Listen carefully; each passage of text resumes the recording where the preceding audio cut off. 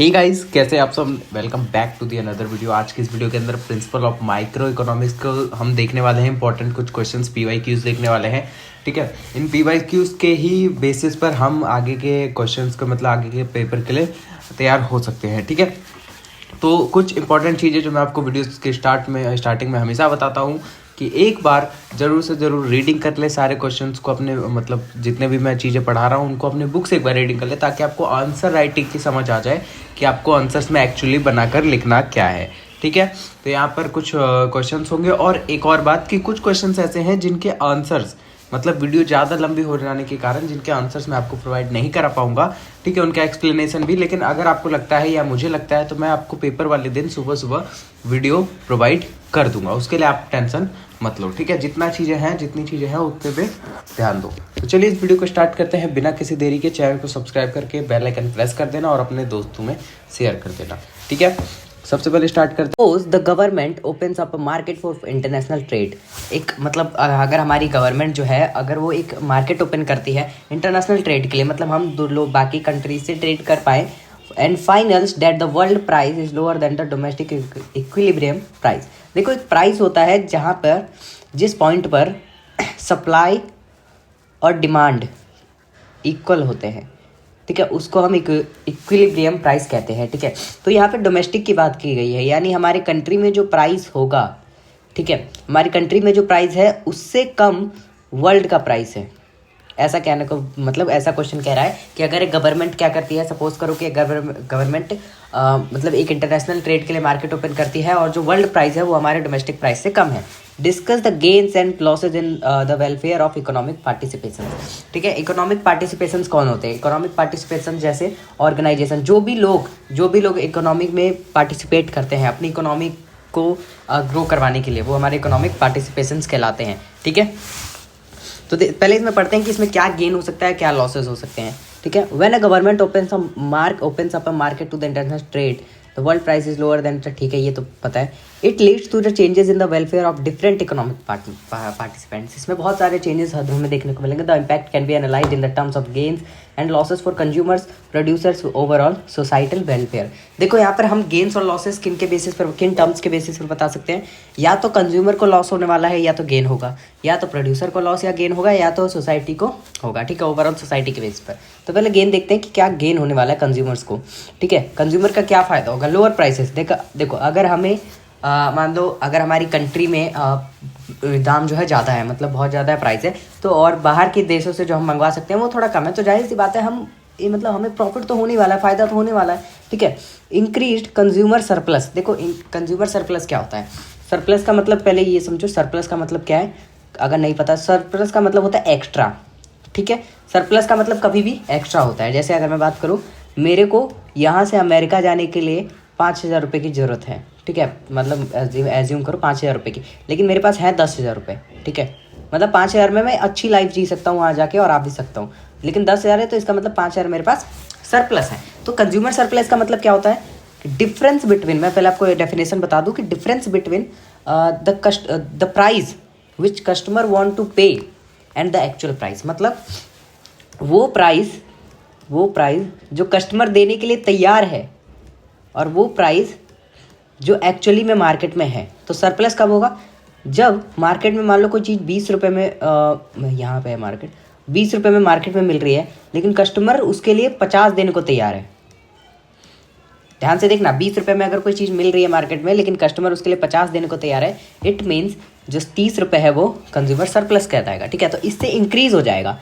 क्यों? क्योंकि डोमेस्टिक में कम है, डोमेस्टिक में प्राइस ज़्यादा है, वहाँ पे कम है, तो मैं क्या करूँगा? अपना पैसा बचा के बाहर से खरीदूंगा, तो मेरे पास सरप्लस तो बचेगा। समझ में आया? ठीक है, this reflects greater satisfaction for customer as they pay less for the product while consuming more. ठीक है, वो ज़्यादा पे कर पाएंगे और ज़्यादा कम पे कर पाएंगे और ज़्यादा कंज्यूम कर पाएंगे। सॉरी, ठीक है। अब आप ही बताओ, आपको डिफरेंट वो भी मिलेंगे। आप यहाँ पे पॉइंट्स भी ऐड कर सकते हो कि हमें डिफरेंट चॉइसेस भी मिलेंगे। ठीक है, हमारे पास ज़्यादा ऑप्शन रहेगा, एक ब्रॉड ऑप्शन रहेगा प्रोडक्ट्स के, हम ज़्यादा चीज़ें सिलेक्ट कर पाएंगे। ठीक है, लॉसेस फॉर डोमेस्टिक प्रोड्यूसर्स। अब एक बात बताओ, यहाँ के जो प्रोड्यूसर्स हैं, जो डोमेस्टिक प्रोड्यूसर्स हैं, जो हमारे कंट्री के हैं, उनको तो लॉस होने ही वाला है। क्यों? उन्होंने प्राइस इतने ज़्यादा कर रखे हैं, कस्टमर बाहर से मंगवा रहे हैं सामान, कस्टमर बाहर से ऑर्डर कर रहे हैं, तो जाहिर सी बात है उनको तो लॉस होने वाला है। जैसे आपने देखा होगा जोमेटो स्विगी ये जब से आए हैं तब से जो रेस्टोरेंट वाले हैं, मतलब जो लोकल रेस्टोरेंट्स वाले हैं जो कि जोमेटो स्विगी पे नहीं है, उनको काफ़ी लॉस होता है। ठीक है, या जो ओला उबर के आने से जो टैक्सी वाले हैं उनको काफ़ी लॉस होता है। तो इसी तरीके से डोमेस्टिक प्रोड्यूसर्स को तो लॉस होगा ही। Reduced prices and revenue. ठीक है, उनको अब क्या करना पड़ेगा? सबसे पहली बात, प्राइस को रिड्यूस करना पड़ेगा। इस चीज़ को देखते हुए प्राइस को रिड्यूस करना पड़ेगा, और अगर उन्होंने प्राइस रिड्यूस किया तो उनका रेवेन्यू जाहिर सी बात है रिड्यूस होगा ही। Domestic producer suffers a loss because they must sell their goods at the lower world price which reduces their in revenue. ठीक है, डिक्रीज प्रोड्यूसर सरप्लस, और जो प्रोड्यूसर का सरप्लस है वो यहाँ पे डिक्रीज होने वाला है। ठीक है, वहाँ पे क्या था? इंक्रीज होने, किसका सरप्लस इंक्रीज होगा? कंज्यूमर का, और यहाँ पे प्रोड्यूसर का डिक्रीज होगा। ठीक है, the producer surplus decreases because the area above the supply curve and the below the new world price shrinks. This represents a loss of economic welfare for domestic producers. ठीक है, तो यहाँ पे हमें डोमेस्टिक प्रोड्यूसर्स का loss देखने को मिल रहा है। ठीक है, possible reduction in output and employment. अब एक बात बताओ, अगर मेरा सामान बिक ही नहीं रहा है, अगर कोई खरीद ही नहीं रहा है, ठीक है, जिस प्राइस पे मैं बेच रहा हूँ, डोमेस्टिक अगर मैं प्रोड्यूसर हूँ, जिस प्राइस पे बेच रहा हूँ, बिक ही नहीं रहा, खरीद ही नहीं रहा है, तो मैं क्यों अपने आउटपुट को इंक्रीज़ करूँगा? तो यहाँ पर मुझे आउटपुट में रिडक्शन देखने को मिलेगा। एम्प्लॉयमेंट, अगर मेरी सेल नहीं हो रही है सॉरी, अगर मेरी सेल हो ही नहीं रही है तो मेरे पास रेवेन्यू कहाँ से आएगा? रेवेन्यू ही नहीं आएगा, जब प्रॉफिट ही नहीं होगा तो मैं क्या किसी को सैलरी दूंगा, क्या किसी को वेजेस दूंगा? अब वेजेस और सैलरी नहीं दे पाऊंगा तो किसी को एम्प्लॉय भी नहीं कर पाऊंगा, मतलब किसी को रख भी नहीं पाऊंगा। तो इसी वजह से इसमें हमें वो देखने को मिलेगा, डिक्रीज।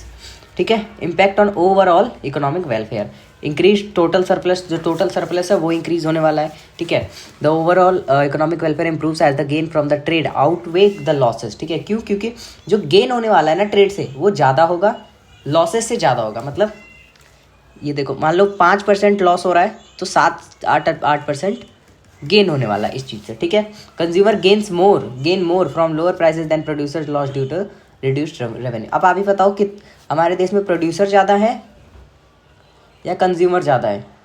ठीक है, तो ये लोग क्या करेंगे? ये लोग बाहर से तो सामान मंगवाते ही रहेंगे, मंगवाते रहेंगे, तो गेन ज़्यादा है और लॉस कम है। ठीक है, तो इससे पता चलता है कि हमारे टोटल इकोनॉमिक वेलफेयर में एक गेन देखने को मिलेगा, एक सरप्लस देखने को मिलेगा। Trade gains, the country benefits from specialising in goods where it has a comparative advantage and importing goods from where the world market offers a cost advantage. ठीक है, तो यहाँ पे कंट्री को भी एक कंपैरेटिव एडवांटेज देखने को मिलेगा, और मतलब इंपोर्ट करेगी कंट्री डिफरेंट कंट्री से, मतलब हमारी कंट्री। ठीक है, तो ये हमारा पहला क्वेश्चन था। इसको थोड़ा अच्छे से समझे। देखो, मैं ये कहूँगा आपसे कि PYQs पे बस रट्टा मार के मत जाना कि हाँ ये PYQs के अंदर जो टर्म्स हैं उनको समझो। जैसे इकोनॉमिक पार्टिसिपेंट्स, इसलिए मैंने आपको और एक अलग बताया था कि वो लोग जो इकोनॉमी में कंट्रीब्यूट करते हैं। ठीक है, इस चीज़ को अगर आप समझोगे तो फिर कैसी तरीके का भी क्वेश्चन आए जिनमें ये टर्म यूज़ है आप बना पाओगे। ठीक है, अब बात करते हैं what is meant by goods being excludable and rival in consumption. Rate the 4 different categories of goods on the characteristics. ठीक है, यहाँ पे एक्सक्लूडेबल और राइवल होता क्या, पहले इस चीज़ को समझते हैं। ठीक है, the good is excludable if it is possible to prevent someone from using it unless they pay for it. For example, a ticketed movie in a cinema is excludable because only paying. देखो, excludable का मतलब क्या होता है? Excludable का मतलब होता है कि यहाँ पर जिसने पे किया हो वही गुड्स या सर्विसेज का आनंद ले सकता है। ठीक है, जो पे करेगा वही गुड्स एंड सर्विसेज का आनंद ले पाएगा और बाकी ज़्यादा नहीं ले पाएंगे। ठीक है, अभी डिफरेंस आप समझोगे, अभी सारी चीज़ें पहले राइवल पढ़ लेते हैं। Good is a rival in consumption if once person use of goods reduces the amount available for others. ठीक है, for example, a slice of pizza is rival in consumption if one person eats it the other can not have. तो देखो, excludable का मतलब क्या होता है कि अगर मैंने कोई किसी चीज़ के लिए पे किया है तो उसकी सर्विस और गुड्स मैं ही लूँगा। ठीक है, आया समझ? राइवल का मतलब क्या होता है? राइवल का मतलब क्या है कि अगर मेरे कंज्यूम करने से, इन दोनों के बीच डिफरेंस मत समझ जाना, बस अलग अलग दोनों को समझो। ठीक है, डिफरेंस समझने बैठोगे तो यहाँ पे टाइम लगेगा और दिक्कत होगी। अगर मैं किसी चीज़ को कंज्यूम कर रहा हूँ और वो दूसरे बंदे के कंजम्पशन पे इम्पैक्ट डाल रहा है तो वो राइवल इन कंजम्पशन हो। जैसे अगर मान लो मेरे घर में 7 रोटियां बनी हैं या किसी रेस्टोरेंट में सिर्फ 7 रोटियां हैं मैं गया और लोग भी 7 है, 7 लोग हैं। मैंने क्या किया, मैंने 2 रोटियां ले ली, एक अपने हिस्से की तो ले ली और दूसरे हिस्से की भी एक ले ली।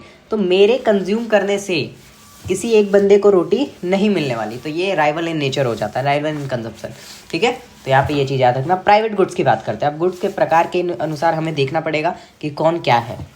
प्राइवेट गुड्स आपको पता होगा कौन कौन से गुड्स होते हैं जो कि हमारा ही अधिकार होता है उन पर, अगर हम पे कर रहे हैं तो हमारा ही अधिकार होता है। जैसे ये एक्सक्लूडेबल भी होते हैं और राइवल इन कंजम्पशन भी होते हैं। ठीक है, मैं अगर पे कर रहा हूँ तो मैं ही उसको यूज़ करूँगा। ठीक है, दूसरे बंदों से यूज़ नहीं कर सकते जब तक कि वो उसके लिए पे ना करे। राइवल इन कंजम्पशन नेचर इसीलिए है, मान लो अगर मैंने कार खरीदी, एक शोरूम में 50 कार है, 50 यूनिट कार है। ठीक है, तो मैंने एक खरीद लिया तो बची कितनी, 49। यानी अब 49 बंदे ही कार को परचेज कर पाएंगे, किसी और के एक बंदे के कंजम्पशन में इम्पैक्ट पड़ गया। ठीक है, जैसे देख लो यहाँ पे फूड हो गया, कार हो गया, क्लॉथिंग हो गई। Explanation, a car purchase by one person can not be use by another and people who don't pay for it can not use it. ये बात वही है। Public goods, characteristics non excludable and non rival in nature. अब बिल्कुल इस चीज़ को आप समझ जाओगे। नॉन एक्सक्लूडेबल का मतलब क्या है कि यहाँ पर जिस बंदे ने पे नहीं किया है ना, वो भी इसको यूज़ करेगा। ठीक है, जाहिर सी बात है यहाँ पे तो पे करने की जरूरत भी नहीं पड़ती, लेकिन जिस बंदे ने नहीं किया उसको वो भी यूज़ करेगा। ठीक है, और किसी एक बंदे के मतलब यूज़ कर लेने से दूसरे के कंजम्पशन में इम्पैक्ट नहीं पड़ने वाला। एग्जाम्पल के लिए अगर मैं पब्लिक गुड की बात करूँ, नेशनल डिफेंस। ठीक है, एक सर्विस है, एक सर्विस की तरह है। डिफेंस का मतलब जो आपको प्रोटेक्ट करते हैं हमारे आर्मी के मैन। ठीक है, जो हमारे फौजी भाई लोग ये हमें प्रोटेक्ट करते हैं। तो ये किसको प्रोटेक्ट कर रहे हैं? क्या आपने इसके लिए कोई पैसा दिया है? अब ज्ञानी बहुत लोग ये मत बोल देना कि हाँ टैक्स दिया है, ठीक है वो अलग की बात है, पर इसे हटाओगी क्या मतलब जैसे क्या कोई ऐसा है जिसे ज़्यादा सिक्योरिटी मिल रही है फौजियों की तरफ से? अब फिर ये भी मत कह देना कि अब ऑफिसर जो होते हैं प्राइम मिनिस्टर होते हैं। ठीक है, तो मैं आपको दूसरा एग्जांपल देता हूँ वरना आप अलग ही लेके जाओगे। स्ट्रीट लाइटिंग, जो स्ट्रीट पे लाइटिंग होती है, हाँ स्ट्रीट लाइटिंग, स्ट्रीट पे जो लाइटिंग होती है, जो टैक्स भर रहा है उसको भी लाइट वो प्रोवाइड कर रही है, जो टैक्स नहीं भर रहा है उसको भी वो लाइट प्रोवाइड कर रही है। ठीक है, और क्या आपके उस लाइट को यूज़ करने से, मान लो आप अगर गाड़ी चला रहे हो बिना हेडलाइट वाली और आपने स्ट्रीट लाइट की मदद से आराम से उस रोड को क्रॉस कर लिया, ठीक है, तो क्या दूसरा बंदा जो पीछे आएगा वो उस लाइट का यूज़ नहीं कर पाएगा? कर पाएगा। क्यों? क्योंकि आपके यूज़ करने से उसके कंजम्पशन में कोई फ़र्क नहीं पड़ा। ठीक है, आया समझ? तो इस चीज़ को कहते हैं नॉन एक्सक्लूडेबल और इस चीज़ को कहते हैं नॉन राइवल। नॉन एक्सक्लूडेबल एक बार और बता रहा हूँ कि मैं भी यूज़ कर रहा हूँ, उसमें कोई लिमिट नहीं है कि कौन यूज़ करेगा कौन यूज़, सब यूज़ कर सकते हैं। ठीक है, गवर्नमेंट जितनी भी पॉलिसी होती है सब यूज़ करते हैं। नॉन राइवल का मतलब मेरे यूज़ करने से किसी और बंदे के कंजप्शन पे कोई इम्पैक्ट नहीं पड़ रहा है। ठीक है, these goods common resources non excludable होते हैं बट राइवल होते हैं नेचर में, जैसे fish in the ocean forest. Example के लिए मैं आपको बताता हूँ कि नॉन एक्सक्लूडेबल होते हैं लेकिन राइवल क्यों होते हैं। देखो ये पूरा क्वेश्चन मैं आपको इसलिए आंसर एक्सप्लेन कर रहा हूँ क्योंकि क्या पता यहाँ पर कोई क्वेश्चन इस मतलब कोई टर्म ऐसा हो इस क्वेश्चन के अंदर, इस आंसर के अंदर, जिसको उठाकर कोई दूसरा क्वेश्चन बना दे, इसीलिए मैं आपको एक्सप्लेन कर दे रहा हूँ। ठीक है, नॉन एक्सक्लूडेबल क्या होता है? नॉन एक्सक्लूडेबल का मतलब मैंने आपको बता दिया कि जो सब यूज़ कर सकते हैं, लेकिन ये राइवल है। भाई ऐसी कौन सी चीज़ है? मैं बताता हूँ कि क्या होता है एक्चुअली में non excludable but rival nature. ठीक है, देखो मान लो एक तालाब में मछलियाँ हैं। ठीक है, एक गांव का एक तालाब है जिसमें मछलियाँ हैं। अब बताओ तालाब में तो लिमिटेड मछलियाँ ही होंगी। ठीक है, अब ये मत कहना रिप्रोड्यूस करेंगी, वो अलग की बात है, लेकिन तालाब में लिमिटेड मछलियाँ होंगी, मान लेते हैं 1000 मछलियाँ होंगी। ठीक है, तो गांव के लोग रोज आते हैं और अपने हिसाब अपने ज़रूरत के हिसाब से उसमें से मछलियाँ निकाल के ले जाते हैं अपना जीवन यापन करने के लिए। ठीक है, तो ऐसा ही बहुत सालों तक वो लोग करते रहे। तो एक टाइम ऐसा आएगा, एक टाइम जरूर, एक पॉइंट ऑफ टाइम ऐसा आएगा जब वो सारी मछलियाँ खत्म हो जाएंगी। ठीक है, तो इनके जो आगे वाली जनरेशन होगी उनको ये मछलियाँ देखने को नहीं मिलेंगी। तो इन लोगों के, इस गांव वालों के, इन लोगों के कंजम्पशन की वजह से उनके कंजम्पशन पे इम्पैक्ट तो पड़ ही गया ना। तो ये राइवल नेचर तो दिखलाता ही है। और एक्सक्लूडेबल इसलिए क्योंकि मछलियाँ तो देखो फ्री की हैं, यहाँ पर किसी ने किसी चीज़ के लिए पैसे नहीं दिए। आप अगर नदी में से मछलियाँ निकालते हो तो कोई आपसे कुछ कहता है? नहीं कहता होगा। ठीक है, तो ये नॉन एक्सक्लूडेबल है। बट राइवल नेचर इसलिए है, मान लो 1000 मछलियाँ हैं और 1000 लोग हैं, सबको एक एक मछलियाँ मिलनी चाहिए, लेकिन आप उसमें से 4 मछलियाँ निकाल के ले गए, यानी आपने 3 लोगों के हिस्से का मछली निकाल ली है, उनके कंजम्पशन पे प्रभाव पड़ेगा। ठीक है, तो ये होता है यहाँ पे कॉमन रिसोर्सेज कहते हैं इसे। ठीक है, अब होता है यहाँ पर आता है, एक सेकेंड, क्लब गुड्स। ये होता है एक्सक्लूडेबल बट नॉन राइवल, ठीक है। यहाँ पर मैं आपको बता दूं, यहाँ पर दिख नहीं रहा होगा आपको, बट ये एक्सक्लूडेबल है बट नॉन राइवल है। इसका मतलब इसको हम पे तो जो पे करेगा वो यूज़ करेगा, ठीक है। जो बंदे ने पे किया होगा वही यूज़ करेगा, दूसरा बंदा यूज़ नहीं कर सकता। लेकिन इसको यूज़ करते समय दूसरे के मतलब उस पर प्रभाव नहीं पड़ेगा, ठीक है। दूसरे के मतलब दूसरे के कंजम्पशन पे कोई इम्पैक्ट नहीं पड़ेगा क्लब गुड्स को, ठीक है। तो ये था हमारा पूरा मतलब डिफरेंट कैटेगरीज गुड्स के, उनके कैरेक्टरिस्टिक्स और एक्सक्लूडेबल और राइवल नेचर क्या होता है, ठीक है। What is supply curve in monopoly form? Monopoly form का क्या होता है? मोनोपोली का मतलब होता है अकेला, अकेला। जैसे एक कंट्री में, एक एरिया में, मान लो एक एरिया है ये, ठीक है। यहाँ पर कोई एक अकेली कंपनी ही है जो कि यहाँ पर कोई सामान प्रोवाइड कर रही है, मान लो शूज़। यही कंपनी है जो यहाँ पे शूज़ प्रोवाइड कर रही है, इसे हम कहते हैं मोनोपोली, ठीक है। इसे हम इसकी क्या कहेंगे? कंपनी की मोनोपोली, ठीक है। और इसे हम कहेंगे monopolist. In a monopoly there is no unique supply curve that they can be directly defined as in a perfect competitive markets, here is why, ठीक है। तो यहाँ पर देखो हमसे पूछा गया है कि कौन सप्लाई कर्व क्या होता है एक मोनोपोली फर्म की। तो आप बताओ मेरे से कि अगर एक एरिया में सिर्फ एक ही जूते की कंपनी है तो वहाँ पर वो किस तरीके से वो जूते सप्लाई करेगी, क्या प्राइस सेट करेगी, क्या क्या वो डिमांड के हिसाब से चीज़ें मतलब क्रिएट करेगी, ठीक है। Monopoly power and price setting. In a monopoly the firm is a sole seller of the product और services and significant control over the market price. एक कंपनी का मतलब वो सिर्फ यूनिक ही सेलर होता है, वहाँ पे सिर्फ अकेला सेलर होता है किसी भी एक पर्टिकुलर प्रोडक्ट या सर्विसेज का, ठीक है। और मार्केट प्राइस के ऊपर एक बहुत ही सिग्निफिकेंट कंट्रोल होता है उसका, मतलब बहुत इंपॉर्टेंट कंट्रोल होता है। जैसे अगर वो चाहे, मान लो अगर वो वहाँ पे तो वो अकेला ही है बंदा, तो उसके हाथ में सारी पावर है, तो वहाँ पर वो क्या कर सकता है, या तो मार्केट प्राइस इंक्रीज कर देगा या तो मतलब अपने हिसाब से प्राइस सेट करेगा। लेकिन वहाँ पर अगर कॉम्पिटिटर्स होते तो वहाँ पे क्या होता, कॉम्पिटिटर्स के अकॉर्डिंग वो अपना प्राइस सेट करता ताकि लोग उसके प्रोडक्ट की तरफ ज़्यादा अट्रैक्ट हो, ठीक है। लेकिन यहाँ पे कोई नहीं है। जैसे अनलाइक कॉम्पिटेटिव फर्म्स में ऐसे ही होता है। और monopolist does not take the market price as given but determines it setting the output level where it is profit is maximise. अब तो ये वही चाहेगा ना कि वही प्राइस हम सेट करें, उसकी जो पावर है उसके हिसाब से वही प्राइस सेट की जाए जिससे उसका प्रॉफिट जो है वो ज़्यादा हो।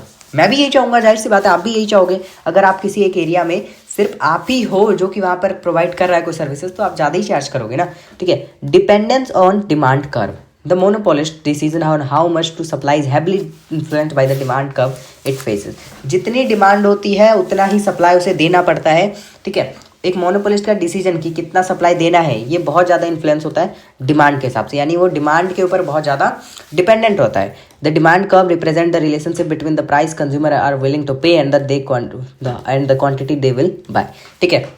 डिमांड कर्व क्या रिप्रेजेंट करता है कि कितना वो देने के लिए रेडी है, कितना वो देने के लिए तैयार है, ठीक है। और कितनी क्वांटिटी वो चाहते हैं, कितनी क्वांटिटी वो खरीदेंगे। तो इस चीज़ के ऊपर बहुत ज़्यादा डिपेंड होता है क्या, supply curve of a monopoly firm, ठीक है। समझ में आया? No direct link between price and quantity in a competitive market. The supply curve shows how much firm will supply at different prices, ठीक है। However in a monopoly there is no fixed rule that links to price to the quantity supplied. The monopolist set both the price and quantity based on demand and its cost. Conclusion पे ध्यान दे, the supply behavior of a monopolist cannot be represented by single curve, ठीक है। मतलब एक monopolist के supply behaviour को हम एक सिंगल कर्व से रिप्रेजेंट नहीं कर सकते। एक काम करना आप, मैं आपसे यही कहूँगा कि सप्लाई का, ठीक है, डिमांड का, अगर हो सकता है तो मैं जो सुबह वाली अगर जरूरत पड़े वो वीडियो, तो मैं उनमें ये जरूर इंक्लूड करूँगा। सप्लाई डिमांड का ACMC इनका कर्व देख लेना, ठीक है। कर्व मतलब ग्राफ देख लेना ज़रा, ठीक है। और या एक मैं बात बताता हूँ, अगर मान लो आपको ग्राफ नहीं समझ में आ रहा, ग्राफ नहीं बना रहा है, तो मैं आपको कुछ ऐसे इमेजेस मतलब बता दूंगा, ठीक है, जो आप बना के चले आना। उसका कोई इंपॉर्टेंस नहीं होगा, कुछ भी नहीं होगा, लेकिन बना के चले आना, क्या पता तुक्का लग जाए, ठीक है। एक एडवाइस दे रहा हूँ, ठीक है, ट्रिक बता रहा हूँ। अब the monopolist output and price decision depend on the interaction of its marginal cost, marginal revenue and the market demand curve. This makes the concept of supply curve in applicable in the case of monopoly. तो ये सारी चीज़ें supply के concept curve मतलब concept supply curve के concept को इन applicable मतलब monopoly के केस में ये एप्लीकेबल नहीं होता है, ठीक है। समझ में आया? तो ओवरऑल यहाँ पर कहने का मतलब ये है कि अगर एक वहाँ पर मतलब एक जगह पे कोई मोनोपोलिस्ट है, मतलब सिर्फ वही मोनोपोली, उसी की मोनोपोली है उस एरिया में, उस जगह पर, ठीक है, तो वहाँ पर वो सप्लाई कर्व एप्लीकेबल नहीं होता है, ठीक है। आप ये 3 रीज़न ही लिख कर आ जाओगे, बहुत है, ठीक है। और बड़े बड़े लिखना, जितना ज़्यादा हो सके उतने बड़े बड़े वर्ड्स का यूज़ करना, बड़े बड़े आंसर्स लिख के आना। एक्सटर्नलिटीज ये क्या होती है? Give example of negative and positive externality, explain why market comes are insufficient outcomes, sorry why market outcomes are insufficient in presence of this externalities. क्या होती है पहले समझते हैं इसको।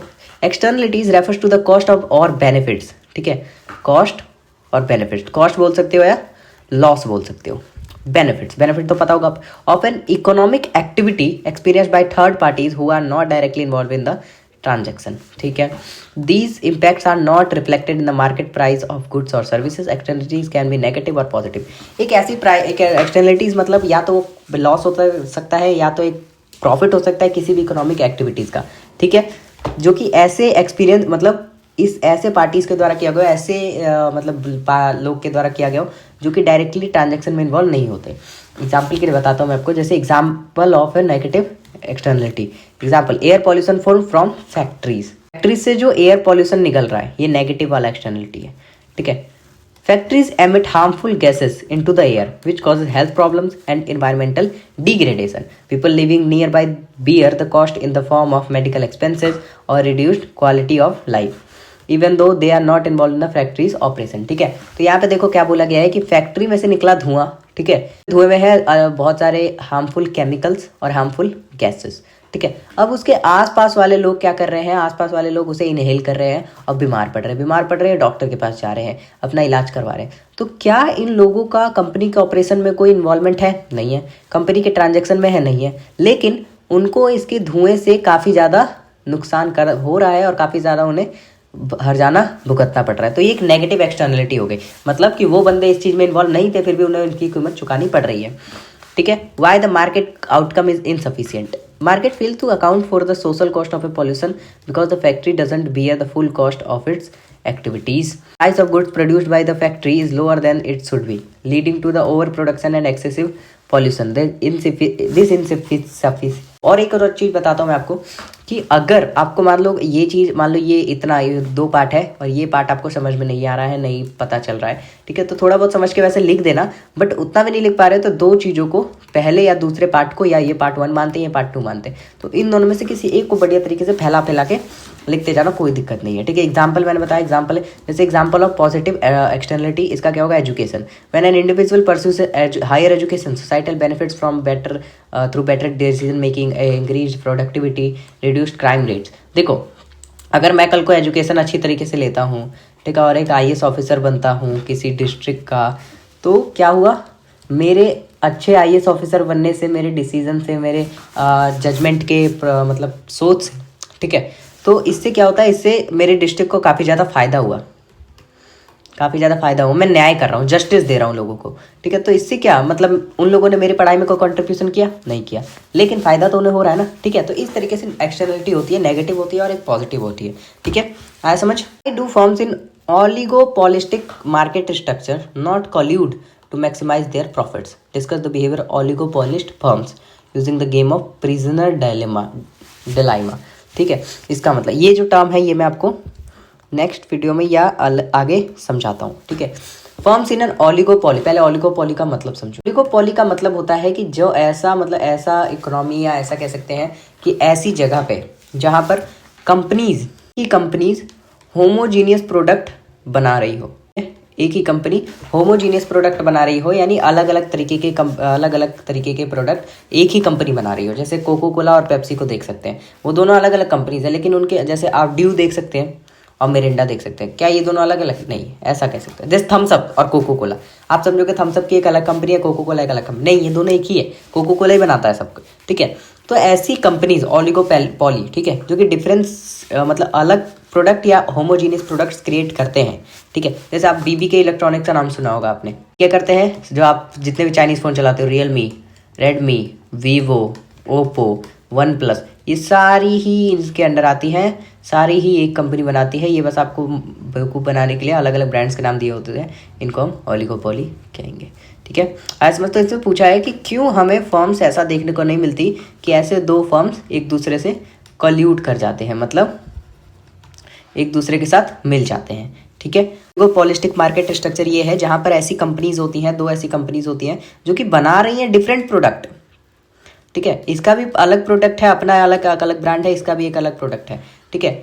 लेकिन उनमें बस थोड़ा सा ही डिफरेंस है, या तो मतलब ब्रांड का डिफरेंस है। जैसे मान लो जियो और एयरटेल दोनों आपको नेट प्रोवाइड कर रही हैं, दोनों सिम ही है, दोनों एक तरीके की सर्विस दे रहे हैं, लेकिन दोनों अलग अलग हैं, ठीक है। तो ये होता है यहाँ पर। तो यहाँ पर हमसे पूछा है कि ये दोनों कॉल्यूट क्यों नहीं करते, मतलब एक साथ मिलते क्यों नहीं है, ठीक है। जैसे VI, वोडाफोन, ये बहुत ही कम केसेस में होता है। वोडाफोन और आइडिया देख लो, आप कॉल्यूट कर चुके हैं, मिल चुके हैं। तो पूछा है कि जनरली ये बहुत सारे केसेस में ऐसा नहीं होता है, लेकिन ये मिलते क्यों नहीं अपने प्रॉफिट को इंक्रीज करने के लिए, ठीक है। तो इसके कुछ रीजंस है, several reasons. Legal issues, collusion is illegal in many countries with penalties for violating anti trust laws, ठीक है। कॉल्यूजन बहुत सारी कंट्रीज में इलीगल माना जाता है, ठीक है, इसलिए नहीं करते हैं। Incentive to cheat, firms may break agreement to undercut rivals to gain market share. Sorry, Idea और वोडाफोन जो थे, वोडाफोन ने आइडिया को खरीद लिया था, ठीक है। लेकिन यहाँ पे कॉल्यूट का मतलब क्या है, दोनों एक साथ मिल जाएंगे और एक नई बॉडी की तरह मार्केट में काम करेंगे, ठीक है। Lack of trust, fear of betrayal makes cooperation unstable. इस कंपनी को इस पे ट्रस्ट नहीं होगा, इसको इस पे ट्रस्ट नहीं होगा कि कल को क्या पता ये हमें धोखा दे दे, ठीक है। तो इसीलिए ये लोग नहीं करते हैं कॉल्यूट, मतलब कंपनीज नहीं करती है। Market uncertainty, fluctuating demands and cost complicate maintaining collusion. जिस तरीके से मार्केट में चेंजेस आते रहते हैं, आपको पता होगा कि अनसर्टेन होता है मार्केट, डायनेमिक होता है, कई सारे चेंजेस आते रहते हैं, तो जो डिमांड है वो फ्लक्चुएट होता रहता है, कॉस्ट भी फ्लक्चुएट होता रहता है। इस चीज़ से जो कॉल्यूजन का प्रोसेस है वो और ज़्यादा कॉम्प्लिकेटेड हो जाता है, ठीक है। Consumer reaction, high prices from collusion can lead to public backlash and attract regulators, ठीक है। यहाँ पर देखो, अगर कंज्यूमर्स, अगर मान लो अगर आपने कल को कॉल्यूट कर लिया किसी कंपनी से, अब आपने कॉल्यूट किया है तो ज़्यादा से ज़्यादा आपको प्राइस कॉस्ट आपको लगाने की जरूरत पड़ेगी। कॉस्ट आप लगाओगे तो प्राइसेस को हाई करोगे, ठीक है। जाहिर सी बात है, अगर मैं आप पैसा लगाऊंगा तो अपने प्रोडक्ट के प्राइस को हाई कर दूंगा। तो इस चीज़ को देखते हुए कंज्यूमर भी क्या पता आपसे तोड़कर किसी और के पास जा सकता है, आपका कस्टमर ना बन के, ठीक है।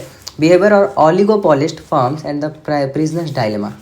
The prisoner dilemma illustrates why collusion often fails. देखो, हाँ, प्रिजनर डायलेमा क्या होता है, ये यहीं पर लिखा हुआ है कि क्यों कॉल्यूजन जो है वो फेल हो जाता है, ठीक है। Firms can collude, charge high prices और कम्पीट लोअर प्राइसेस, ठीक है। अगर 2 फर्म कॉल्यूट हो रहे हैं, एक साथ मिल रहे हैं, तो या तो वो हाई प्राइसेस चार्ज कर सकते हैं या तो वो लोअर प्राइसेस चार्ज करते हैं। If both collude, profit are maximised. Profit तो ज़्यादा, जाहिर सी बात है, अगर इसका 100 करोड़ है, इसका 200 करोड़ है, तो क्या पता ये दोनों मिलकर 300 करोड़ से भी ज़्यादा कमाएं, ठीक है। However each firms has a strong incentive to cheat, fearing the other might do the same. If both compete they earn lower profits which becomes the likely outcome mass equilibrium, ठीक है। तो जो चीज़ें मैंने ऊपर बताई हैं वही चीज़ आपको यहाँ पे लिखनी है, ठीक है। आया समझ? मतलब हमारे जो प्रिजनर डायलेमा का मतलब ही क्या है, प्रिजनर डायलेमा का मतलब कि उन लोगों को एक दूसरे पे ट्रस्ट नहीं होगा, कंज्यूमर का रिएक्शन कुछ और आ सकता है, किसी किसी देश में ये इलीगल माना जाता है, एक चीट होने का एक वो एग्रीमेंट में क्या पता चीट कर सकते हैं, एग्रीमेंट तोड़ सकते हैं, ठीक है। मार्केट में अनसर्टेनिटी है, तो इन सारी चीज़ों को ही एक पैराग्राफ की तरह लिख दिया गया है, थोड़ा बना के, ठीक है।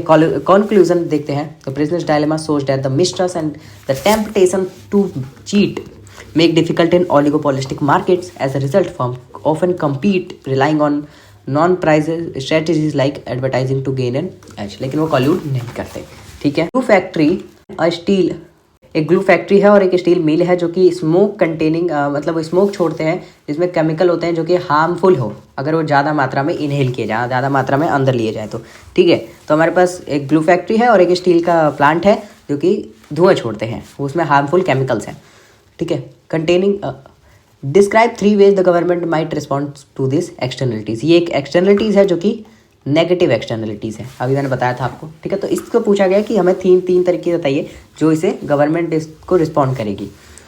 The smoke emitted by a glue factory and a steel mill containing harmful chemicals represents a negative externality, अभी बताया मैंने। This occurs when the production process imposes cost on individuals not directly involve in the transaction. ये तो वही हो गई बात definition वाली। Such is harm to the public, देखो ये डेफिनेशन है, अब इवेज पढ़ते हैं। Regulation and standards, the government can impose strict regulations to the limit the amount of harmful emissions from factory. इसे देखते हुए क्या पता मतलब गवर्नमेंट को ऐसा करना चाहिए, गवर्नमेंट क्या कर सकती है, एक स्ट्रिक्ट रेगुलेशंस लगा सकती है, रेस्ट्रिक्शंस लगा सकती है कि एक लिमिट तक ही आप धुआं छोड़ सकते हैं, मतलब हार्मफुल गैसेस रिलीज कर सकते हैं या हार्मफुल केमिकल्स रिलीज कर सकते हैं, ठीक है। These regulations might include setting maximum permissible levels for specific pollutants, मतलब आप एक लिमिट तक एक स्पेसिफिक पॉल्यूशन कर सकते हैं, फैला सकते हैं, और इसके ऊपर अगर हुआ तो आपको फिर पेनल्टी लगेगी। ऐसा कर सकती है government. Requiring the installation of pollution control equipment such as filters और स्क्रपर्स, ठीक है। मतलब गवर्नमेंट ऐसा कर सकती है कि इंस्टॉल कर सकती है पॉल्यूशन कंट्रोल इक्विपमेंट, जो कि फिल्टर है। ऐसा होता है कि आपने बाकी देशों में देखा होगा, एयर के लिए एयर फिल्टर लगाया जाता है, ठीक है। वहाँ पर क्या होता है, पॉल्यूटेड जो एयर होती है उसके अंदर जाती है, फ्रेश एयर बाहर निकलती है। तो ऐसे ऐसे इक्विपमेंट का यूज़ कर सकती है। Mandating the use of cleaner production technologies, ठीक है। ऐसे जो क्लीनर प्रोडक्शन टेक्नोलॉजी हैं उनको मैंडेटरी कर दे, ठीक है, कि हमें यहाँ पर यूज़ करना ही है आपको इस चीज़ का। This approach directly reduces pollution by ensuring that the businesses comply with the standards. Standards मतलब कहने का मतलब ये है कि ये रेगुलेशन लगा सकती है, रेस्ट्रिक्शंस लगा सकती है, कि स्टैंडर्ड सेट कर सकती है कि हाँ भाई ये तुम्हारी एक लिमिट है, इसके ऊपर आपको नहीं जाना है। टैक्सेस और पॉल्यूशन चार्ज, ठीक है, यहाँ पे रेगुलेशंस लगाया। अब अगर रेगुलेशन तोड़ेंगे तो आपको टैक्सेस देना पड़ेगा या पॉल्यूशन देना पड़ेगा, सॉरी पेनल्टीज देनी पड़ेंगी। A government can implement a Pigouvian tax, ठीक है, और पॉल्यूशन चार्ज दोनों सेम ही है, ठीक है, which makes the polluters pay for the external cost of their emission. अगर उन्होंने ज़्यादा किया अपने लिमिट से तो वो पॉल्यूशन का पे करेंगे, ठीक है। एग्जाम्पल लिखा हुआ है, एक बार एग्जाम्पल देख लेना। Tradable permits, cap and trade system. The government can establish a cap and trade system where it sets a limit on the total amount of pollution allow in the specific area. मतलब क्या है, कहने का मतलब यहाँ पे ये है कि गवर्नमेंट एक स्पेसिफिक एरिया में एक लिमिट सेट कर दे, सेट अ लिमिट, एक लिमिट सेट कर दे कि कितना अमाउंट तक कोई बंदा पॉल्यूशन फैला सकता है, ठीक है। ये point cap and trade system ये याद रखना, ठीक है। Companies are issued permits to emit a certain amount of pollutants and those that emit less can sell their excess permits to other. अच्छा देखो यहाँ पर क्या कहा गया है, ध्यान से समझना इस वाले सिस्टम को, फिर आप लिखने में आसानी होगी। मान लेते हैं अगर मेरे को 50% पॉल्यूशन फैलाने की इजाज़त है, ठीक है, 50% पॉल्यूशन फैलाने की इजाज़त है, लेकिन और किसी और कंपनी को भी 50% है, ठीक है, तो मेरा जो काम है वो 20% ही पॉल्यूशन फैलाकर हो गया, ठीक है। तो यहाँ पर मैं क्या कर सकता हूँ, जो 30% का जो परमिशन है मैं इसको पास कर सकता हूँ, तो ये कितना 80% फैला सकता है। तो इस तरीके यहाँ पे कहना चाह रहे हैं, ठीक है। एक्सेस परमिट्स टू अदर्स मतलब बेच सकता हूँ, यहाँ पे दूंगा नहीं, अगर मेरा भाई तो दे दूंगा, लेकिन बेचूंगा। This market based approach encourages the company to reduce emissions and innovate in pollution control, ठीक है। तो इस तरीके से हम एक पॉल्यूशन को कंट्रोल कर सकते हैं। और देखो मैं भी यही सोचूंगा ना कि अगर मैंने अपने कंपनी का जो प्रोडक्शन है वो कम पॉल्यूशन के साथ किया, तो जाहिर सी बात है मेरा जो परमिशन है वो थोड़ा बच जाएगा, मेरी जो लिमिट है वो थोड़ी बच जाएगी, जो मैं बेच सकता हूँ, जिससे मेरे को फ़ायदा हो सकता है। तो यहाँ पर सभी का फ़ायदा हो जाएगा ऐसे सिस्टम से। Type of goods does the problem of tragedy of commons relate to. Tragedy of commons क्या होता है? पहली बात तो ये कॉमन गुड्स के लिए होता है, कॉमन गुड्स या कॉमन रिसोर्सेज कह सकते हैं, जैसे ऐसे गुड्स जो सबके लिए अवेलेबल हो, फिश हो गया, एयर हो गया, वाटर हो गया, ठीक है, इन सब के साथ होता है। तो या फिशरीज हो गई, फॉरेस्ट हो गई, तो इन सब के साथ ट्रेजेडी ऑफ कॉमन होता है। मछली वाला ही एग्जाम्पल ले लो आप, मछली वाला एग्जाम्पल ले लो कि अगर कल को वहाँ पर मछलियाँ सब पकड़ने आते हैं, 1000 मछलियाँ हैं, ठीक है, अब यहाँ पर आते रहे तो एक पॉइंट ऑफ टाइम आएगा जब मछलियाँ ख़त्म हो जाएंगी। अब मछलियाँ ख़त्म हो जाएंगी तो क्या होगा, जैसे अगर मान लो तालाब है, 1000 मछलियाँ हैं, ठीक है, सब एक एक करके ले जा रहे हैं, एक एक करके ले जा रहे हैं। अब आप क्या सोचोगे कि मैं आऊँ, मैं 2 ले चलूँ। ये बंदा क्या सोचेगा, ये 2 ले गया, मैं 4 ले जाऊँगा, क्योंकि किसी के बाप की तो है नहीं। ये बंदा सोचेगा मैं 5 ले जाऊँगा। तो इन्होंने अपना अपना दिमाग लगा के अपने अपने फ़ायदे के लिए सब मछलियाँ ले गए, ठीक है। लेकिन कल को अगर कोई बंदा ऐसा आता है जो मछली पकड़ने के लिए आता है, उसे मिला ही नहीं, ठीक है, क्योंकि ये सब ले गए। तो इसका मतलब क्या होता है कि इसी से एक ट्रेजेडी बनती है ऑफ कॉमन की। The problem of the tragedy of common relates to the common pool resources और कॉमन गुड्स। मैंने कहा these are goods that are non excludable, no one can be prevent from use. मतलब कोई आपको रोक नहीं सकता कि आप उन गुड्स को यूज़ ना करो, सब आप कर सकते हो। बट राइवलरस मतलब वो आपके ज़्यादा दिमाग लगाने से, मतलब आप अगर लालची बनते हो, आप अगर ज़्यादा यूज़ करते हो तो दूसरे के कंजम्पशन में इम्पैक्ट डाल सकता है, ठीक है। तो जैसे यहाँ पे देखो इन लोगों ने ज़्यादा मछलियाँ पकड़ ली तो इस बंदे को मिला ही नहीं, तो इसे हम कहते हैं ट्रेजेडी ऑफ कॉमन, ठीक है। फिशरीज हो गया, फॉरेस्ट हो गए, फॉरेस्ट में मान लो अगर मैं कल को जाऊँ और 5 पेड़ काट लाऊँ, तो उस दिन कोई बंदा ऐसा होगा जो मतलब बिना लकड़ी के चला जाएगा वापस, ठीक है। वहाँ पर कोई रोकेगा नहीं उसे, वहाँ पर उसे कोई नहीं रोक रहा कि आप यूज़ नहीं कर सकते, लेकिन मैंने ख़त्म कर दिया लकड़ियाँ काट काट के, तो क्या होगा, ठीक है। एयर बस एक मुझे लगता है कि यहाँ पर कोई बढ़िया एग्जाम्पल नहीं होगा वो, लेकिन क्वेश्चन की वजह। Price discrimination by monopolist, what is mean by price discrimination by monopolist? Price discrimination by monopolist refers to the practice where a monopolist charge different prices for the same product or service to the different consumer। अब देखो होता क्या है, मेरे पास अगर मैं कोई product बना रहा हूँ, मेरे कंपनी में कोई प्रोडक्शन कर रहा हूँ, तो मेरे पास अगर कोई बंदा साइकिल से आ रहा है तो मैं उसको उसी हिसाब का प्राइस दूंगा, ठीक है। लेकिन मेरे पास कोई बंदा मर्सिडीज से आ रहा है तो मैं उसको उस हिसाब का प्राइस दूंगा। तो ये होता है प्राइस डिस्क्रिमिनेशन। सेम प्रोडक्ट मैं डिफरेंट ग्रुप के लोगों को डिफरेंट प्राइसेस में बेच रहा हूँ। आप एक चीज़ नोटिस करना, आज मैं आपको एक सीक्रेट बताता हूँ, अगर जिनको नहीं पता होगा एक सीक्रेट। अगर आप किसी आईफोन से अगर किसी आईफोन से जैप्टो में या ओला में किसी चीज़ का प्राइस देखते हो तो वो आपको ज़्यादा बताता है कंपेरेटिव टू एंड्रॉयड। अगर आपके पास दोनों है अभी तो आप चेक कर सकते हो एक बार, क्योंकि मेरे साथ ऐसा हुआ, मैंने हर जगह देखा भी है कि अगर आप आईफोन में एक मिनी ओला का अगर आप प्राइस देखते हो तो वो आपको ज़्यादा बताता है। जेप्टो में देख लेते हैं, जेप्टो में किसी प्रोडक्ट का प्राइस देखोगे वो ज़्यादा बताएगा, एंड्रॉयड में कम बताएगा। तो ये है प्राइस डिस्क्रिमिनेशन, ठीक है। लेकिन यहाँ पर बात है मोनोपोलिस्ट की, मतलब वही बंदा एक है उस यूनिक एरिया में जो कि वो प्रोडक्ट और सर्विसेज सेल करता है without a corresponding difference in the cost of production. मतलब उस प्रोडक्ट का बनाने का जो कॉस्ट है मर्सिडीज़ वाले के लिए भी, मतलब मर्सिडीज़ वाले के लिए जो मैंने मोबाइल बनाया है उसका कॉस्ट भी 5 रुपये है, और साइकिल वाले के लिए भी जो बनाया है उसका कॉस्ट भी 5 रुपये है, ठीक है। लेकिन मैं बेच इसे कितने में रहा हूँ, इसे बेच रहा हूँ मैं 40 रुपये में, इसे बेच रहा हूँ 20 रुपये में, ऐसा समझ लो, ठीक है। This strategy is employed to maximise profit by capturing consumer surplus, ठीक है। इसे भी कोई नुकसान नहीं हुआ, इसे भी कोई नुकसान नहीं हुआ। तो ये होता है हमारे पास price discrimination by a monopolist, ठीक है।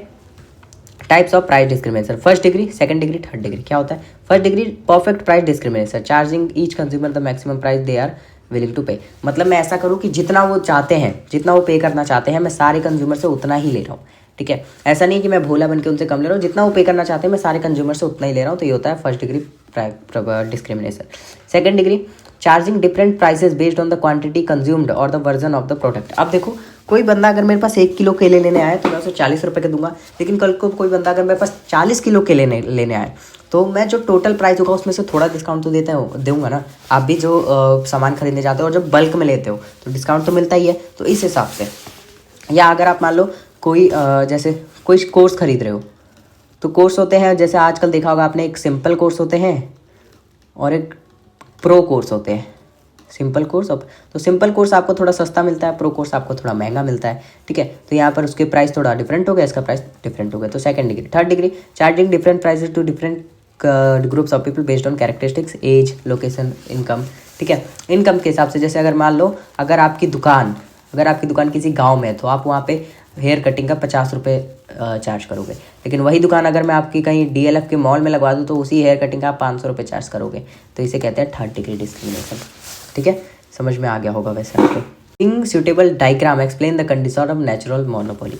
इसका डायग्राम मैं आपको एक बार ग्रुप में सेंड करने की कोशिश करूंगा, ठीक है। A natural monopoly occurs when a single firm can supply the entire market demand at a lower cost than multiple competing firm due to significant economic। अब देखो यहाँ पर क्या है, नेचुरल मोनोपोली का मतलब समझो, ऐसी बड़ी इंडस्ट्री, ऐसी बड़ी फर्म जो कि मोनोपोली उसकी बहुत तगड़ी है, ठीक है। मतलब वही प्रोवाइड कर ही रही है वो सर्विसेज, ठीक है। इसे हम नेचुरल मोनोपोली कहते हैं, ठीक है। जैसे अगर रेलवे को देख लो, यहाँ पे रेलवे, कौन सी ऐसी कंपनी है जो भाई आपको रेलवे की तरह सर्विसेज प्रोवाइड करा रही है, मुझे बताओ कौन सी ऐसी कंपनी है? ऐसे महारथी, ऐसे दिग्गज जो कि अपनी एक मोनोपोली बैठाए हुए हैं मार्केट में, ठीक है। तो वो हमारे पास नेचुरल मोनोपोली कहलाती है, ठीक है। Is the use of product differentiation and advertising by firm just to achieve market powers, ठीक है। एक्सप्लेन एंड डिस्कस इन सब, ओके, यस। यहाँ तक तो क्वेश्चन में can be advertise this strategies plays a crucial role in helping business stand out in competitive markets. Let's explore why is this potential. यहाँ पर हमसे क्वेश्चन ने पूछा है कि क्या प्रोडक्ट डिफ्रेंसिएशन, मतलब अपने प्रोडक्ट को एक अलग लुक देना, एक अलग बनाना, या एडवर्टाइजिंग फर्म्स के द्वारा जो किया जाता है वो मार्केट पावर्स को अचीव करने के लिए किया जाता है, ये पूछा है। अंडरस्टैंडिंग प्रोडक्ट डिफ्रेंसिएशन एंड, पहले हम समझते हैं कि है क्या। Product differentiation, it involves creating unique features, designs, quality that distinguish a product from its competitors. मेरे कॉम्पिटिटर से मेरा प्रोडक्ट किस तरीके से बढ़िया लगेगा, मैं ये सोचूंगा और यही करूंगा, तो इसे प्रोडक्ट डिफरेंशिएशन कहते हैं। एडवर्टाइजिंग सबको पता होगा, एक प्रमोशन है जो कि ब्रांड अवेयरनेस को बढ़ाता है, आपकी प्रमोशन करता है, मतलब लोगों को बताता है, इन्फॉर्मेशन प्रोवाइड करता है प्रोडक्ट के बारे में। बेनिफिट्स क्या होते हैं इन स्ट्रेटेजीज के? फर्म के लिए क्या बेनिफिट होता है? बिल्ड ब्रांड लॉयल्टी, ब्रांड के प्रति लॉयल होते हैं लोग, ब्रांड अवेयरनेस होती है इससे, ठीक है। जैसे एप्पल हो गया, एप्पल की जो प्रोडक्ट है वो बाकी सारे एंड्रॉयड प्रोडक्ट से काफ़ी अलग है, काफ़ी ज़्यादा डिफरेंट है, तो एप्पल के देख लो कितने सारे कस्टमर्स हैं जो कि एप्पल से लॉयल है, ठीक है। इंक्रीजेज मार्केट पावर, अब आपको भी पता होगा कि जो सैमसंग है और एप्पल है इस समय पे सबसे ज़्यादा मार्केट कैप्चर किया हुआ है उन लोगों ने, या तो लोग सैमसंग की तरफ भाग रहे हैं या तो लोग आईफोन की तरफ भाग रहे हैं। प्रमोट्स इनोवेशन, इनोवेशन बढ़ता है इससे, जैसे आईफोन 16 में आपने देखा होगा, अगर मैं मान लो अगर जो मेरा नेक्स्ट अगर जो भी आईफोन 17 बना रहा होगा वो तो यही सोचेगा ना कि मैं भाई 3 कैमरे लाया तो कोई किसी ने मेरी कॉपी मार दी, ठीक है, मैंने मतलब 10x जूम लाया तो किसी ने मेरी कॉपी मार दी, ठीक है। तो इस तरीके से जो आईफोन 17 निकालने के लिए कुछ ना कुछ तो तगड़ा सोचेगा ना, तो ये इनोवेशन को प्रमोट करता है। कंज्यूमर्स के लिए मोर चॉइसेस हो जाते हैं, भाई जितना आपने कंपटीशन करते जाओ हमें तो अलग अलग तरीके के प्रोडक्ट मिल ही रहे हैं, वो तो खुशी होंगे। इन्फॉर्म्ड डिसीजन, अब एडवर्टाइजिंग से क्या होगा, आप जितना एडवर्टाइज करते जाओगे, जितना प्रमोट करते जाओगे, उन्हें और ज़्यादा इन्फॉर्मेशन मिलती रहेगी, ठीक है। The features of public goods, public goods क्या होते हैं? जो ऐसे गुड्स हो कि सब यूज़ कर सकते हैं, किसी पर रोक टोक नहीं है, ठीक है, जो कि नॉन एक्सक्लूडेबल होते हैं, नॉन एक्सक्लूडेबल होते हैं, ठीक है, ये होता है public goods. Features of public goods, non rivalry, मतलब consumption of public goods by 1% does not reduce availability for others, मतलब अगर कल को गवर्नमेंट कोई ऐसी चीज़ है जो कि डिस्ट्रीब्यूट कर रही है, ठीक है, राशन डिस्ट्रीब्यूट कर रही है, तो क्या मैं राशन ले आऊँगा तो दूसरे को नहीं मिलेगा? मिलेगा, जरूर मिलेगा भाई, ठीक है। For example a light house, चलो ये एग्जाम्पल बाद में देखेंगे। नॉन एक्सक्लूडेबिलिटी, मतलब it is difficult for impossible to exclude individuals from using the good. अगर मान लो मैं कोई ऐसी सर्विसेज है जो गवर्नमेंट की यूज़ कर रहा हूँ, रोड, अगर मैं रोड पे चल रहा हूँ उसको यूज़ कर रहा हूँ, तो क्या मैं लोगों को थप्पड़ मार के निकालने लगूंगा कि हटो हटो मेरा रोड है मेरा? नहीं, क्योंकि ये उनका भी है, वो भी यूज़ कर सकते हैं, मैं भी यूज़ करूँगा, ठीक है। तो ये इंडिविजुअल्स को हम अलग नहीं कर सकते। इंडिविजिबिलिटी, ठीक है, public goods are not provided in smaller units to individual but are consumed collectively.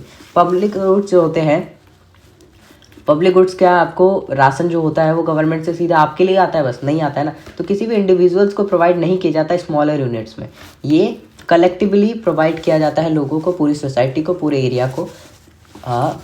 कौन से गुड्स? पब्लिक गुड्स, ठीक है। इनको एक बार अपने आप से रिलेट करके देखो, आपको समझ में आ जाएगा। Free rider problem, people can benefit from public goods without contributing to their cost, leading to under funding और insufficient provision by private market. People जो है वो बेनिफिट ले सकते हैं पब्लिक गुड्स से विद, मतलब कोई उनको कॉस्ट देने की जरूरत नहीं, कुछ भी करने की जरूरत नहीं है। पब्लिक गुड्स है, जाहिर सी बात है गवर्नमेंट प्रोवाइड कर रही है, गवर्नमेंट किसकी? हमारी है, तो जाहिर सी बात है हम लेंगे ही उससे फ़ायदा। Government intervention, due to the non excludable and non rival nature, public goods are often provided और regulated by government to ensure their availability. कहने का मतलब गवर्नमेंट ही इसे प्रोवाइड करती है, गवर्नमेंट के द्वारा प्रोवाइड किया जाता है, रेगुलेट किया जाता है पब्लिक गुड्स को, ताकि वो ये इंश्योर कर सके कि सबके लिए अवेलेबल है कि नहीं है। Social benefit, public goods typically generate positive externalities that benefit society as a whole as such as public parks and education। जैसे पब्लिक पार्क को देख लो, ये भी एक तरीके का पब्लिक गुड ही है, ठीक है। तो पब्लिक पार्क में क्या होते हैं? पेड़ होते हैं, घास होती है, ठीक है। अब पेड़ और घास जितनी होंगी, हरियाली जितनी होगी, उतना ज़्यादा मौसम जो है एनवायरनमेंट अच्छा रहेगा, तो ये एक पॉजिटिव एक्सटर्नलिटी की तरह काम कर रही है, ठीक है। तो सोशल बेनिफिट भी इनसे होता है। नॉन प्रॉफिटेबिलिटी, मतलब इसमें कोई देखो प्राइवेट कंपनी होगी तो अपना प्रॉफिट देखेगी, लेकिन गवर्नमेंट को क्या है? लोगों का ज़्यादा से ज़्यादा वेलफेयर होना चाहिए, तो यहाँ पर प्रॉफिट को नहीं देखेगी गवर्नमेंट, यहाँ पर लोगों को ज़्यादा से ज़्यादा वेलफेयर मतलब फ़ायदा पहुँचाने का सोचेगी, ठीक है। अगर मैं देखूँ protection from free trade has merits as well as demerits, elaborate, मतलब फ्री ट्रेड जो प्रोटेक्शन है, इससे प्रोटेक्शन फ्रॉम फ्री ट्रेड, इसके मेरिट्स भी हैं और डीमेरिट्स भी हैं, देखते हैं। Protection from free trade, merits और डीमेरिट्स। मेरिट्स देखते हैं, सेफ गार्ड डोमेस्टिक इंडस्ट्रीज, ठीक है। टेनिस्ट measures like tariffs and quotas seal domestic industries from foreign competition. देखो टैरिफ्स और कोटा जो होती हैं वो एक तरीके के टैक्सेस हैं जो कि बाहर से आने वाले गुड्स और गुड्स में लगते हैं, ठीक है, जितने भी बाहर से आते हैं उनमें लगते हैं, ठीक है, allowing them to grow and stabilise, ठीक है। तो इसके मेरिट्स है, प्रोटेक्शन फ्रॉम फ्री ट्रेड का मतलब हो गया कि यहाँ पर अगर देखो कंपनी अगर यहाँ पर फ्री ट्रेड कर देगी, हमारी गवर्नमेंट कल को जो ट्रेड है वो पूरी तरीके से इंटरनेशनल, मतलब जो भी इंटरनेशनल कंपनीज उनके लिए फ्री कर देती है, तो उनका जो प्रोडक्ट है वो यहाँ आगे सस्ते दामों में बिकेगा, है कि नहीं, सस्ते में बिकेगा। तो सस्ते में बिकेगा तो यहाँ के जो डोमेस्टिक प्रोड्यूसर है वो कहाँ जाएंगे, वो तो नहीं रह पाएंगे, टिक पाएंगे। तो इसीलिए वहाँ से जो प्रोडक्ट आते हैं उनमें टैरिफ या कोटाज नाम के टैक्सेस लगाए जाते हैं, जिससे उनका प्राइस बढ़ता है और वो सेम लेवल पे आते हैं डोमेस्टिक प्रोड्यूसर की तरफ। समझ में आ रहा है? Employment generation, protecting local industries create job. अगर ये देखो, ये अगर प्रोटेक्ट है, ठीक है, अगर ये लोग अपने प्रोडक्ट को अच्छी से बेच पा रहे हैं तो इनकी रेवेन्यू भी होने वाली है। रेवेन्यू होगी तो जाहिर सी बात है ये एम्प्लॉयमेंट प्रोवाइड करेंगे ही करेंगे, जॉब्स क्रिएट होंगी ही होंगी, specially in sectors of vulnerable to the cheaper imports. ठीक है, आया समझ? अगर कल को ये सस्ते आते तो इनका घंटा प्रॉफिट होता, और घंटा प्रॉफिट होता तो ये घंटा लोगों को एम्प्लॉयमेंट दे पाते। ठीक है, encourages economic self-sufficiency by reducing dependence on imports. Countries can achieve greater economic independence. अब देखो जितना ज़्यादा हम क्या करेंगे, अगर फ्री ट्रेड होता तो इसका मतलब तो यही है ना कि हम ज़्यादा से ज़्यादा इम्पोर्ट कर रहे हैं, उन पे डिपेंडेंट है। लेकिन हमने यहाँ पे फ्री ट्रेड नहीं कर रखा, हमने टैक्सेस लगा रखे हैं, जिससे हमें ये दिखाते हैं कि हमारी इकोनॉमी कितनी स्टेबल है और हमारी इकोनॉमी इंडिपेंडेंट है। We are not dependent on others, we are independent. ठीक है, सपोर्ट्स इन्फेंट इंडस्ट्रीज, न्यू और डेवलप। इन्फेंट, देखो इन्फेंट का मतलब होता है बच्चे, ठीक है, इंसानों में 1 साल तक के जो बच्चे होते हैं उनको इन्फेंट कहा जाता है। तो इन्फेंट इंडस्ट्रीज़ का मतलब है जो शुरुआती न्यू इंडस्ट्रीज़ हैं, ठीक है, उनको सपोर्ट मिलता है। न्यू और developing industries are given time to mature, उनको एक टाइम मिलता है कि वो मैच्योर हो सके और ग्रो कर सके and complete globally without being overwhelmed by stabilising foreign player. अब देखो मान लो मैं अपनी कंपनी स्टार्ट कर रहा हूँ और कल ही को कोई बिना टैक्स पे किए कोई फॉरेन से कंपनी आ जाए चाइना की और वो अपने प्रोडक्ट बेचने लगे, तो जाहिर सी बात है मेरा आगे बढ़ना बहुत ज़्यादा मुश्किल हो जाएगा। ठीक है, promotes national security. Certain sectors like defense or agriculture are safeguarded to ensure they are remain functional and secure in the case of international conflicts or crisis. अब डिफेंस और एग्रीकल्चर जैसे सेक्टर है, ठीक है, एक अगर ये हम ज़्यादा इंपोर्ट करने लगे, ज़्यादा मतलब उस पर डिपेंड होने लगे, तो ये हमारे एक नेशनल सिक्योरिटी के लिए भी हानिकारक हो सकता है, हार्मफुल हो सकता है। ठीक है, मान लो कल को कुछ मतलब खाने के सामान आ रहा है, एग्रीकल्चर का प्रोडक्ट आ रहा है बाहर से, और वही उसी में कुछ गड़बड़ निकल जाए तो हुई ना फिर दिक्कत। तो अगर हम ये चीज़ अपने ही देश में करते हैं, ठीक है, या अपने ही देश डोमेस्टिक प्रोड्यूसर से लेते हैं, तो ये हमारी एक सिक्योरिटी की भी बात होगी। डीमेरिट्स क्या होते हैं? हायर कंज्यूमर कॉस्ट, ठीक है, protectionist policies often lead to higher prices for goods and services, consumer lose access to cheaper foreign alternatives. अब देखो यहाँ पर ये तो चीपर हुए नहीं, ये तो सस्ते हुए नहीं क्योंकि इन पर टैक्सेस लग गया, तो कंज्यूमर का यहाँ पे घाटा हो गया। कंज्यूमर बेचारा कह रहा है कि भाई वो अगर चीपर होते तो हमें सस्ता मिलता, लेकिन यहाँ पर तो घाटा हो गया है। ठीक है, efficiency in domestic industries, without competition from abroad in domestic industry में become complacent leading to inefficiency and lower quality products. अब देखो अगर वो प्रोडक्ट प्रोटेक्शन फ्री नहीं आ रहे, मतलब वो प्रोडक्ट जो है उन पर टैक्सेस लग रहा है, ठीक है, उन पे टैक्सेस लग रहा है तो वो महंगे हो जा रहे हैं, महंगे हो जा रहे हैं तो कुछ लोग इनके प्रोडक्ट भी खरीद रहे हैं और कुछ लोग डोमेस्टिक प्रोडक्ट प्रोड्यूसर के भी खरीद रहे हैं। ठीक है, तो इनके मन में, यानी जो प्रोड्यूसर होंगे हमारे कंट्री के, उनके मन में ऐसा कोई सीरियस नहीं लेंगे, उनको सीरियस कॉम्पिटिटर नहीं समझेंगे, और उनको सीरियस कॉम्पिटिटर नहीं समझेंगे तो अपनी क्वालिटी पे ज़्यादा ध्यान नहीं देंगे, क्वालिटी गंदी बनाएंगे। ठीक है, या फिर मतलब नए नए इनोवेशन नहीं लाएंगे, नए नए तरीके, नए नए टेक्नोलॉजीज़ को इंट्रोड्यूस नहीं करेंगे। लेकिन अगर वो सस्ते आते तो ये लोग फिर दौड़ भाग में लगे होते कि किस तरीके से उनसे बेटर बनना है। ठीक है, तो इस तरीके से होता है। Retaliation and trade wars, other countries में impose reciprocal tariffs and restrictions. अब देखो हम जैसा उनके साथ करेंगे वो भी तो करेंगे। हम अगर किसी को एक्सपोर्ट करते हैं तो वो भी लगा सकते हैं, इम्पोज कर सकते हैं टैरिफ्स और restrictions, escalating into trade Wars that harm global economic stability. ये चीज़ क्या हो सकती है? हमारे ग्लोबल इकोनॉमिक स्टेबिलिटी को मतलब हार्म पहुंचा सकती है, क्योंकि ये ट्रेड वॉर में कन्वर्ट हो जाएगी। ठीक है, आप लगा रहे हो तो हम भी लगाएंगे, चलो छोड़ो, अगर ज़्यादा हो रहा है ड्रामा तो हम लेंगे ही नहीं और आपको देंगे, तो ये चीज़ दिक्कत हो सकती है। Reduced export opportunities, Protectionism can limit access to international market for domestic producers, reducing overall trade and economic growth। ठीक है, मैंने आपको बताया कि जिस तरीके से लोग ऐसे प्रोटेक्ट करते रहे तो यहाँ के जो मतलब प्रोड्यूसर्स हैं वो इंटरनेशनल मार्केट में एक लिमिटेड ही एक्सेस ले पाएंगे, लिमिटेड ही प्रोडक्ट को सेंड कर पाएंगे। ठीक है, ज़्यादा टाइप्स के प्रोडक्ट सेंड नहीं कर पाएंगे। Limited innovation, a lack of foreign competition can, अभी मैंने यही बताया आपको इसमें यहाँ पे कि वो लोग इनोवेट नहीं करेंगे, नए नए टेक्नोलॉजीज़ को नहीं लाएंगे, ये सोचकर कि उनके ऊपर कोई प्रेशर नहीं है, ठीक है। उनके ऊपर कोई प्रेशर नहीं होगा तो वो नए नए तरीके के मतलब अपने प्रोडक्ट को इम्प्रूव नहीं करेंगे, ठीक है।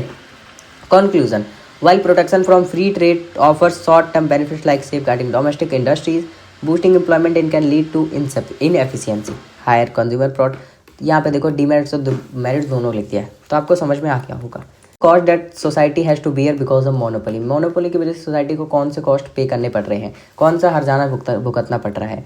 Monopolies impose several cost on society due to the their market dominance and lack of competition. अगर मान लो मेरे एरिया में सिर्फ एक ही जूस वाला है तो मैं उसी जूस वाले के पास रोज़ जा रहा हूँ, कोई कॉम्पिटिटर है नहीं, मुझे वो पसंद आ रहा हो चाहे ना आ रहा हो, गंदा लग रहा हो, लेकिन मुझे उसी के पास से पीना पड़ रहा है, तो इस वजह से मेरा काफ़ी ज़्यादा दिमाग ख़राब हो रहा है, मुझे उसी के पास से पीना पड़ रहा है। क्या पता कल को वो ऐसा मतलब कुछ हानिकारक सा या हार्मफुल सी चीज़ें डालने लगे तो मुझे वो भी पीना पड़ेगा। क्यों? क्योंकि मेरी को ज़रूरत है जूस पीने का, मुझे नहीं पता कि उसने क्या डाला हुआ है, लेकिन मेरे पास ऑप्शन ही वही है, तो जाहिर सी बात है मेरा थोड़ा नुकसान होगा। This cost include higher prices, वो भाई प्राइस भी हाई चार्ज कर सकता है, वो अकेला है, वो 20 रुपये की गिलास का वो 50 रुपये चार्ज करेगा। अब भाई जाओ तो जाओ कहाँ, अब मैं 100 रुपये लगा के 6 किलोमीटर दूर तो नहीं जाऊँगा ना, तो मेरे क्या करूँगा, यहीं 50 रुपये का पी लूँगा, ठीक है। तो वो प्राइसेस भी हायर चार्ज कर सकता है। रिड्यूस्ड आउटपुट भी मुझे उतना ज़्यादा नहीं मिलेगा, मतलब जैसे अगर वो 5 तरीके के जूसेस रखता है, 5 तरीके के जूसेस रखता है तो मुझे उन्हीं 5 में से पीने पड़ेंगे, और ज़्यादा मैं पी नहीं सकता, मेरे पास ज़्यादा ऑप्शंस है नहीं, ठीक है। Monopolies produces less than competitive firms, अगर कंपटीशन होता है यहाँ पे तो कोई बंदा किसी और तरीके का रखता, कोई बंदा किसी और तरीके का, तो मेरे पास ऑप्शंस होते, ठीक है। This creates a dead weight loss where potential economic values is lost because transaction that could have benefited for both consumers and production, ठीक है। Inefficient allocation of resources. With no competition, monopolies have little incentive to innovate or operate efficiently, potentially leading to a wasteful practices and reduced productivity. होता क्या है कि competition अगर नहीं है तो जो मोनोपोली हो रही है वहाँ पे, जो भी जिस भी कंपनी की जिस भी लोग की मोनोपोली है, वो क्या करेगा भाई, सब कुछ चल ही रहा है, कोई कंपटीशन है नहीं, तो नए नए इनोवेशन नहीं लाएगा, ठीक है, अपने आप को ज़्यादा बेटर नहीं बनाएगा, ज़्यादा इंप्रूव नहीं करेगा, तो मतलब बढ़िया नहीं रहेगा, ठीक है। Entry. Monopolies often create barriers to entry for the other firms through practices like predatory pricing or for a control of essential resources. अब क्या कर सकती है जो मोनोपोलीज हैं, जो कि वहाँ पे जिन कंपनीज की मोनोपोली है, वो दूसरे के एंट्री पर रोक लगा सकती है अलग अलग तरीके के प्रैक्टिसेस करके, जैसे जो एसेंशियल रिसोर्सेज हैं उन पे कंट्रोल लगा सकती है वो, ठीक है। मान लो जैसे जहाँ भी बढ़िया बढ़िया जगह है, लोकेशन है, वहाँ पे सब जगह उसने अपनी दुकान खोल दी, जूस वाले ने अपने खुद के ब्रांचेस खोल दिए, तो वहाँ पर दूसरा बंदा आ नहीं सकता ना, और दूसरा बंदा कहीं ऐसी जगह पे लगाएगा नहीं जो बंद गली में लगाएगा, उसकी सेल तो होने वाली नहीं है, तो एक बैरियर्स क्रिएट कर सकती है एंट्री आने वालों के लिए, ठीक है। लैक ऑफ कंज्यूमर चॉइस, अब जाहिर सी बात है मैंने आपको बताया कि मेरे पास चॉइस ही कहाँ रहेगा, ठीक है, लिमिटेड चॉइस रहेंगे। Economic and political power, monopolies can influence policy maker regulators using their power to, अब तो ये देखो, ये तो जान पहचान वाली बात हो गई कि वो उनके पास अगर पॉलिटिकल पावर है तो कुछ भी कर सकते हैं, इन्फ्लुएंस करते हैं पॉलिसी मेकर्स को, ताकि वो ऐसी पॉलिसी ना बनाए, ऐसे रेगुलेशंस रेस्ट्रिक्शंस ना बनाए जो कि उनको नुकसान पहुंचा दे, ठीक है। Overall monopolies distort market dynamics, reduce social welfare को भी रिड्यूस करते हैं, हमारे चॉइसेस को भी रिड्यूस करते हैं, hinder economic progress by optimising pricing, ठीक है, प्राइसेस। इसके बाद आप समझ रहे हैं, ठीक है, एक second. Profit over consumer and societal welfare, तो कहने का मतलब ये है, अगर एक बंदा है जो कि मोनोपोली है उसकी हमारे एरिया में, तो काफ़ी ज़्यादा हमें फेस करना पड़ सकता है दिक्कतें, ठीक है। Explain the concept of economic rent. Economic rent क्या होता है? Economic rent refers to the payment to a factor of production such as land, labour and capital that exceeds what is necessary to keep it in the current use. देखो, जो भी हमारे पास factors of production होते हैं ना, उनको जो payment कर रहे हैं हम, ठीक है, फैक्टर्स ऑफ प्रोडक्शन मतलब लैंड के लिए जो हम पेमेंट कर रहे हैं, लेबर को जो पेमेंट कर रहे हैं, या जो कैपिटल लगा रहे हैं, ठीक है, इनको जो पेमेंट कर रहे हैं डेट एक्सीड, जो कि ज़्यादा है जितना होना चाहिए, उसे हम कहेंगे इकोनॉमिक रेंट, ठीक है। It represent the extra income earned by the resources due to the unique advantages, scarcity और market conditions rather than because of additional effort. देखते हैं एग्जाम्पल्स के द्वारा आप अच्छी तरह से समझ जाओगे। Land, a prime piece of a land in a city centre earns higher rent due to the strategic location, even though the effort or cost to maintain it is no greater than the।